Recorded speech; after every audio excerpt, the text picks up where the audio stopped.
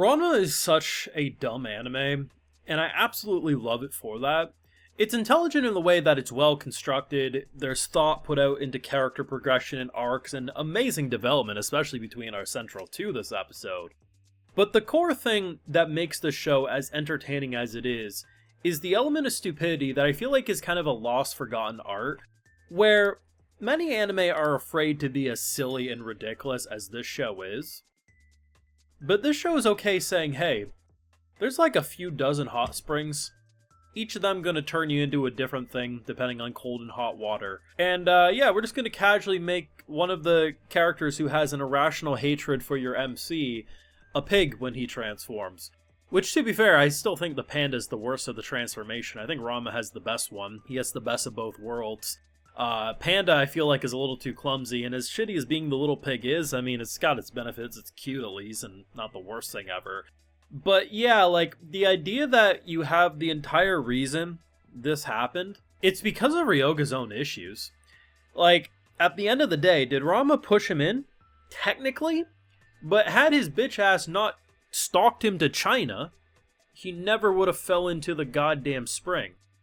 I'm not saying I don't blame the guy for being a little traumatized that he almost got ate, but at the end of the day, he didn't have to travel. He didn't have to try to fight him. He could have just moved on. I get being frustrated by the whole school shenanigans, but this is still all on him. And that level of idiotic nature is so entertaining and so comedy gold. And I hope they never slow down on the bullshittery that is the dumbness of this cast, as you simultaneously actually have a pretty sweet relationship brewing between the central two. Anime are afraid to be as stupid as this can be, and I appreciate going back a trip down memory lane of the past because the beautiful production and everything that they're doing for the show is freaking wonderful. I, of course, have full live reactions over on Patreon if you want to see me laugh in real time to this nonsense. It's over there exclusively. Now, sadly, I can't say this surprised me in terms of, oh my god, he transforms. Now, granted, even if this didn't happen, I feel like I probably would have caught on pretty quickly. But something I've noticed about the Ranma fandom is they spoil the most out of any fandom I've dealt with in a long time. Like, I've covered My Hero Academia for like 7 years.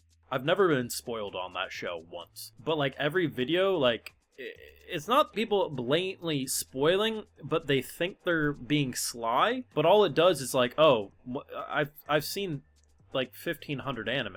If you give me even a little bit of a breadcrumb to focus on, I'm gonna piece it together. So when I have dozens of people being like, no, he's got a real reason, wink wink nudge nudge, about why he's super upset with Ranma, I'm like, oh, well clearly he transforms.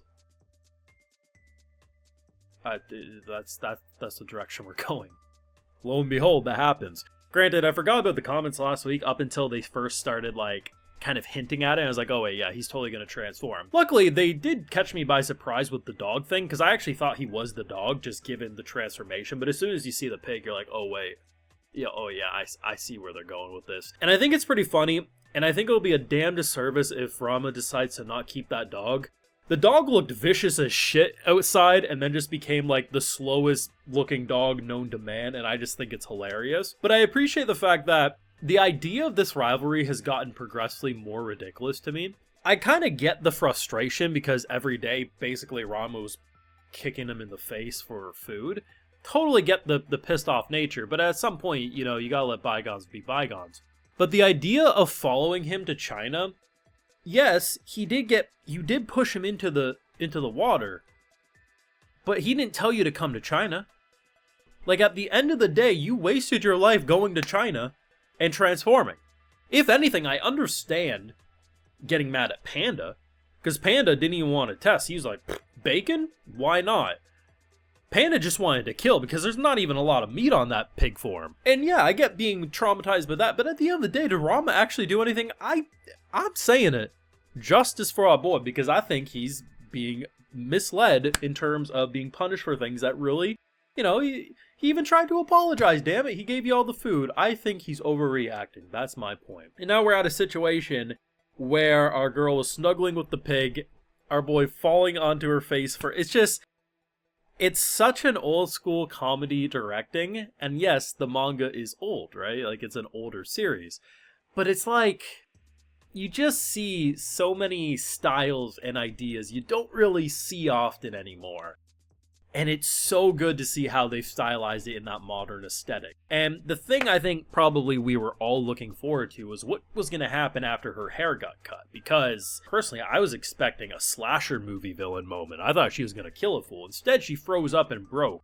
Akane.exe just stopped responding in this episode. And maybe that was more frightening than what she could have done if she was actually just mad. She gave a couple slaps, but then just kind of stormed off. The thing about it, which I really liked, is how they tied it into a deeper character moment than just, oh my god, my hair. For her, it's like, she initially started growing it out long because she didn't want to be seen as the tomboy. She wanted to be seen similar to her sister or something like that. So then she became this different version, which ultimately, as we see later in the episode, the doctor is like, actually, the shorter hair suits you a bit better. But it's an understandable reaction because it's almost like all that work and now look at where I'm at, right? And I appreciate the fact that they actually went the route of letting there be this kind of bonding moment, because if you just have the characters constantly beat the shit out of each other or be mean or silly or comedically violent, at the end of the day, you're not going to really feel like they're building chemistry. But the idea of him actually starting to think of her as cute and then also giving the nice compliments, it's building that chemistry. And given that near the end of the last episode, she was pretty upset with how he was being so hurtful at face value. So this was a really great moment. And then, of course, you get the comedic, she pushes him in the water. I said it last week that I actually thought the shorter looking hair was going to suit her better. And I stand by that statement up until she went and got a proper haircut, because I really liked what they did with how they initially cut off, a third of her hair. I thought the style they went for there honestly looked pretty good. I thought it was a nice in-between long and short hair, but when she went to her actual short hair, I was like, it's definitely an old school hairstyle.